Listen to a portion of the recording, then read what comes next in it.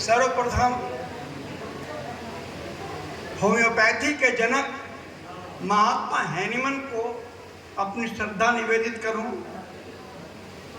तत्पश्चात इस महाविद्यालय के सृजक आदि प्राचार्य एंड तत्पश्चात कॉलेज के सचिव आदरणीय डॉक्टर प्रोफेसर वीरेंद्र शर्मा जी को अपने हृदय की गहराइयों से पुष्पांजलि, स्नेह की अंजलि समर्पित करूं।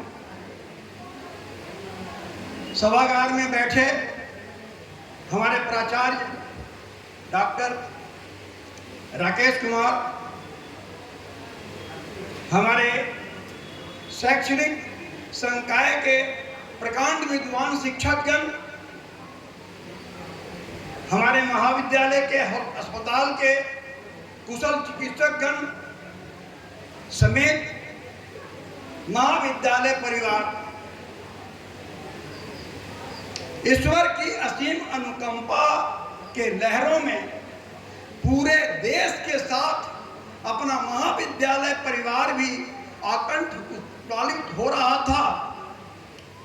और ये उत्प्लावन का विषय था कि जस्ट श्री राम जन्मोत्सव का खुमार इस रूप में चला कि आज 3-4 दिन से अब तक जारी है और उसका एक जो धारा उसकी जो है आज तक हमारे महाविद्यालय में वो अभी तक अक्षुण्ण है, उपस्थित है। बस फर्क इतना ही है कि वो कल विश्व के नियंता का जन्मोत्सव था और आज हमारे महाविद्यालय के नव किस्में के प्रणेता का वार्षिक उत्सव। दोस्तों, आज मैं महाविद्यालय परिवार के बिहाफ में इस महाविद्यालय में इस साल आने वाले नवागंतुक सदस्यों को मैं हार्दिक अभिनंदन करता हूं। अपने दिल की गहराइयों से उनके लिए शुभकामना प्रेषित कर उनका स्वागत करता हूं और अपेक्षा करता हूं कि आप सब भी पूरे हर्षोल्लास के साथ जोरदार तालियों के साथ आप उनका स्वागत करें। ताली।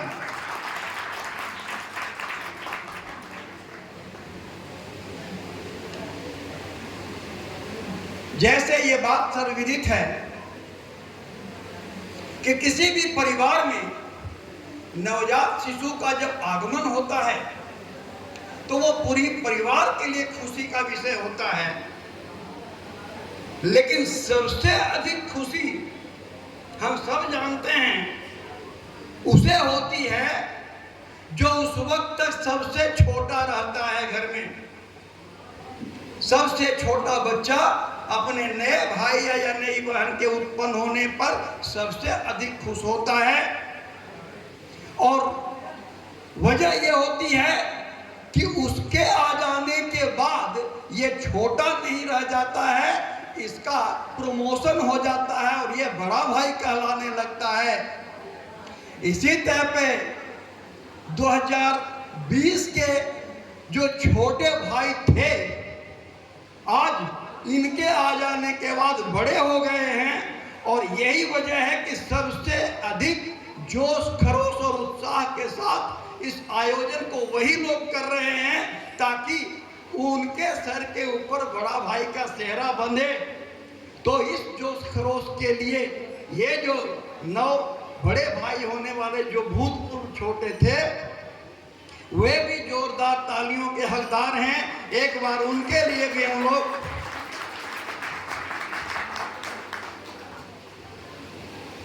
मेरी इस बात से कुछ लोगों को थोड़ा आश्चर्य हुआ होगा कि ये लोग तो बहुत समय से हैं, आज इनको नवागंतुक और नवोदय क्यों कहा जा रहा है।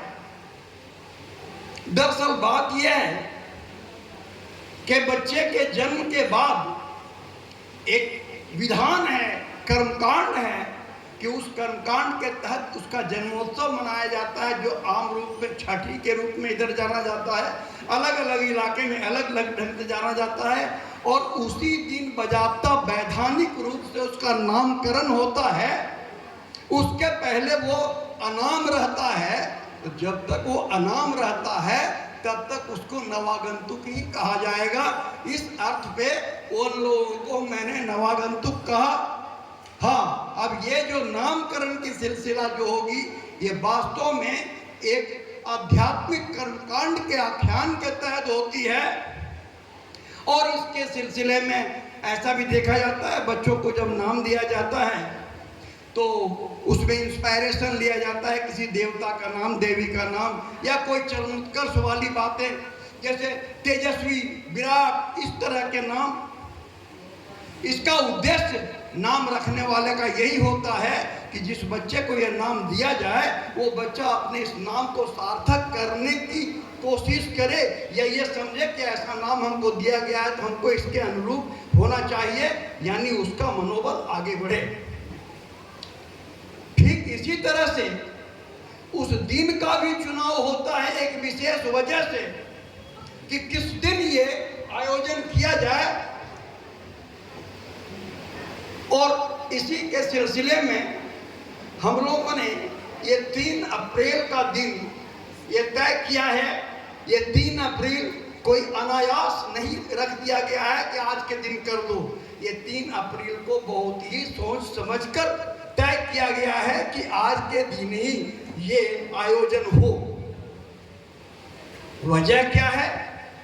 इसके इतिहास में जाएं, इसकी गहराई में जाएं, तो जैसे हमने कहा कि नामकरण में वो ऊंचे आदर्श को दिमाग में रखा जाता है कि बच्चा अपना मनोबल ऊंचा रखे, वैसे ही जिस दिन ये आयोजन करना है उस दिन के लिए भी उस दिन की महत्ता को देखना पड़ता है।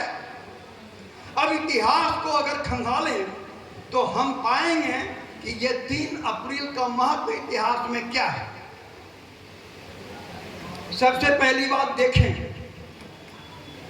आज के जमाने में ये जो यांत्रिक क्रांति जो हुई है, इस यांत्रिक क्रांति के तहत मोबाइल और कंप्यूटर, ये 2 इंस्ट्रूमेंट ऐसे आए हैं जो इस दुनिया में डेवलपमेंट के पैरामीटर के रूप में, मोनोग्राम के रूप में स्थापित हैं।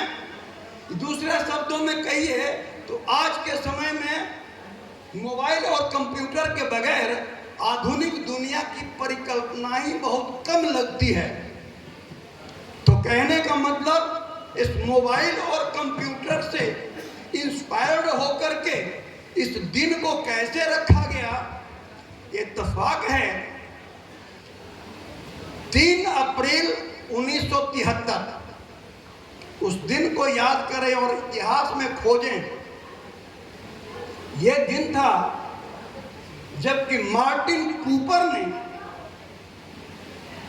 कूपर जो आधुनिक मोबाइल के जनक माने जाते हैं, ये मार्टिन कूपर ने बेल लैब्स से एक JLS इंजन, जो उस समय के मोटरोला कंपनी के सर्वोपरि थे। मोटरोला ये नाम नया नहीं है आप लोगों के लिए, आज थोड़ा कम हुआ है, लेकिन मोटरोला जो कंपनी है बहुत पुराने समय से है। तो उसी के तहत ये कूपर काम करते थे और उन्होंने सबसे पहले ये हैंड हेल्ड मोबाइल फोन को सबसे पहले उस पर उन्होंने फोन उनको किया था। यानी वो दिन था कि सबसे पहले उद्घाटन हुआ मोबाइल फोन का 3 अप्रैल 1973 को। तो 3 अप्रैल को इस आशय से इंस्पायर कराया गया कि आधुनिकता का एक आयाम के रूप में मोबाइल है और मोबाइल का उस दिन शुभारंभ हुआ है। दूसरी बात देखें, कंप्यूटर बहुत पहले से हैं, लेकिन जो ये पोर्टेबल कंप्यूटर जो हैं, लैपटॉप या इस तरह के टैब्स, अगर देखें तो 30% जो है वो टेबल टॉप है, स्थिर रहने वाला। 70% यही है जो मोबाइल घूमता है। सबसे अधिक कंप्यूटर का इस्तेमाल इसी पे होता है। और इस पोर्टेबल कंप्यूटर का सैन फ्रांसिस्को के ब्रुक्स हॉल में ये वहाँ के जो ओसबॉर्न एक कंपनी थी, ओसबॉर्न कंप्यूटर कॉरपोरेशन, उसके जो सर्वे सर्वा जो थे एडम ओसबॉर्न, उन्होंने सबसे पहले इसका उसी दिन ये जो कहें कि वो पब्लिकली इसको सामने एक्सपोज किया, पहला सेट को, मोबाइल सेट को। वो दिन भी 3 अप्रैल 1981 का ही था। तो ये यांत्रिक क्रांति के रूप में जो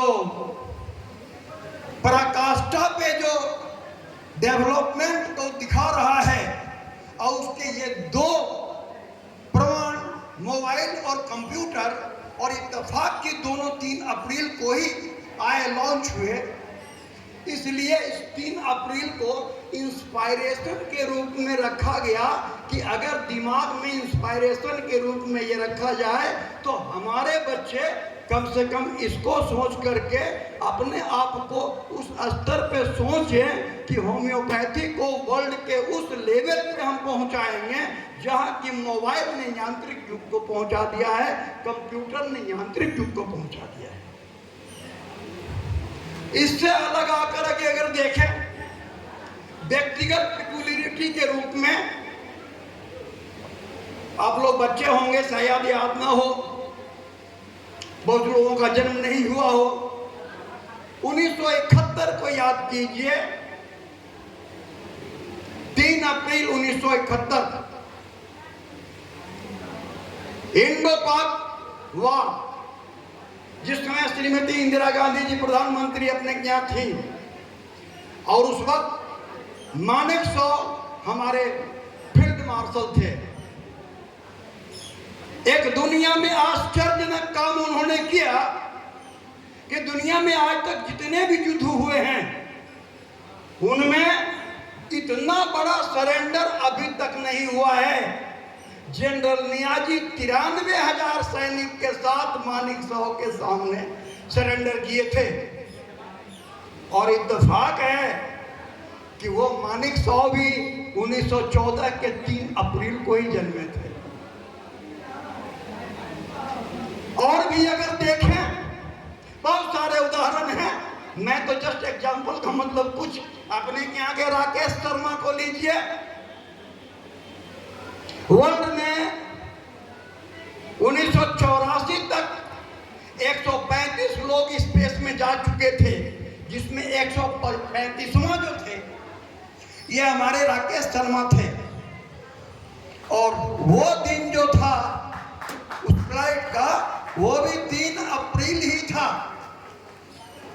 तो दोस्तों, अब आप लोग अच्छी तरह से समझ गए होंगे कि इस 3 अप्रैल को इस आयोजन के लिए क्यों चुना गया। यह हमारे विद्यार्थियों को इंस्पायरेशन देने के लिए ये इस रूप में चुना गया।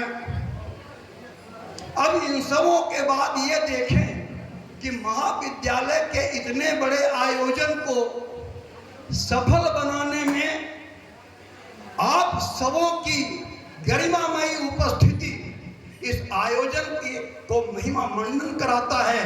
इसलिए आप सबों के लिए मैं अपनी तरफ से साधुवाद, धन्यवाद और आशीर्वाद देता हूं कि आप लोगों के जीवन में ये उल्लास भरा क्षण इस तरह से चिपट जाए जैसे जीवन से सांस और जीवन के अंतिम क्षण तक उल्लास का आप जो है वो अनुभव करते रहें आज से ही।